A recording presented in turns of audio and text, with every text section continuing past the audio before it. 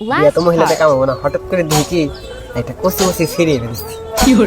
সেরিয়ে দেখে আমি গান তুললাম, আমি একদিন তোমায় না দেখিলে, তোমার মুখের কথা না শুনিলে, পরানা আমার রয় না পরানে হে।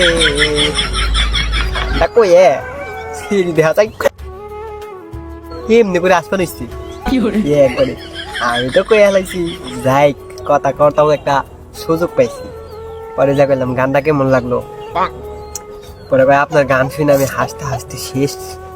আমি ওই হাই হাই মাথায় পানি দেন লাগবো নাকি, শেষ হয়ে গেলে গা অজ্ঞান টজ্ঞান তন নেই।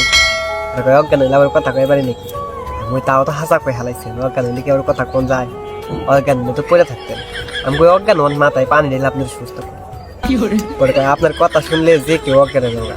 আমি কই ও আপনি একমাত্র কন্ট্রোলার ব্যক্তি যে কিনা এখনো অজ্ঞান হন নাই, আর সবাই অজ্ঞান হয়, তার মানে আপনি আমার লেগে পারফেক্ট। কয় মানে? পরে আমি কইলাম আমি এই গার্মেন্টস একদিন ধরে আসছি, চাকরির লেগে আইছিলাম, কিন্তু আপনারে দেখছি, এই আপনারে দেখার পরে আমার চাকরি করবার মন চায় নাই। আমি কইছি আপনারে পটা নেই আমার চাকরি। পরে কয় যে আমি কিন্তু বিয়ে করছি। পরে আমি মনে মনে ভাবলাম বিয়ে তো আমিও করছি, আর বিয়ে করছি তাই কি হয়েছে, একটা বিয়ে করছি মাত্র, বিয়ে আরো 50টা করো, সিঙ্গেল সিঙ্গেল কয়ে কয়ে বউ খালি একটা করে পকেটে করবো। আর হ্যাঁ তো জানে না আমি বিয়ে করছি, আর বাড়ি এলাও জানে না আমি মেয়ে পটি বের গেছি। যাই হোক বিয়ে করে ওরে নেই থাকো মনি, আর এই দিনই থাকতো।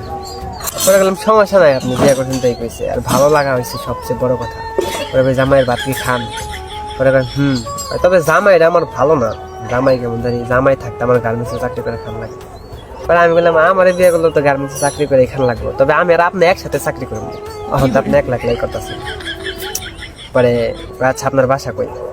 পরে আমি কইলাম যে নদী ভাঙ্গনে তো বাসা ভেঙে গেছে, এখন একটু ভালোবাসা খুঁজতেছি। পরে একটু মুসকে মুসকে হাসলো। পরে বললো যে আচ্ছা ঠিক আছে আপনার নাম্বার দিয়ে দাও। পরে আমিও কইলাম যে নেন সমস্যা নাই, রাইতের বেলা একটু ফোন টোন দিয়ে নিশ্চিউ আই লাভ ইউ কমুনি। ভালো হয়েছে এই মেয়েটা ফুটলো। যাই এই সংসারের খরচটাও শেষ হয়ে গেছে, কামজাম খুব কমই আছে। কয়েকদিন পরে ওইটাই বেতন পেয়ে উনি 7 তারিখে, এরপর 7 তারিখে তো গার্মেন্টসে যারা চাকরি করে তারা বেতন পায়। এই সংসারের বাজার সদাই শেষ হয়ে গেলে ওদের কাছে ঠাস করেছে হেলামু, খুবই খেরাতির মতো চলবার হয়েছে। আমি আমার একবারে বলছি তোমার লগে একটু ঘুরবার জায়গা দিয়েছিলাম, যদি কিছু টেহা দিতে কিন্তু যাই হেলাম বলে দিবনি, ওটার লগে একটু প্রেম হবনি, আর এটা দিয়ে আমার বাড়িওয়ালাও ঠিক থাকবো নি।